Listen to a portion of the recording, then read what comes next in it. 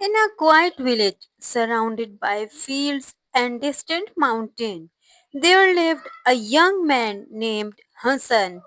He was known for his laughter, his strength, and his love for worldly pleasure. Through his parents often reminded him to pray and remember Allah, Hassan would always say with a smile, "There is still time. Let me enjoy life a little more." Days turned into months and months into years.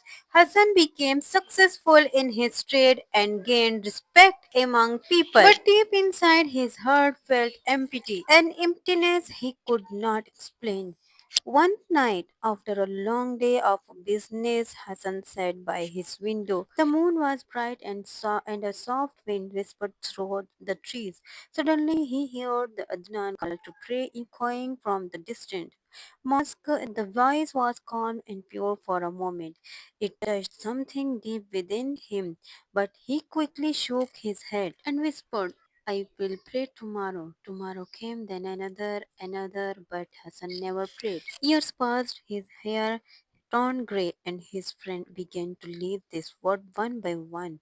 Still, he remained too busy, too distracted, too deep, too silent, calm within his heart. One evening, Hassan went to visit his old friend Imran, who had been sick for months. When Hassan entered, Imran's eyes were but peaceful. He held Hassan's hand and said, in faint voice, "Brother, I can hear it now, Allah's call. It never stopped. Call me. I just never listened." Hassan was shaken. That night he could not sleep. He walked out to the field, the same field where he once played as a child.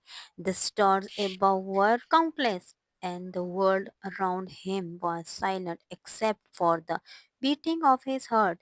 In that silence, Hassan felt something, a presence, a voice without words, a call without sound. It was not from the mosque this time, it was from within.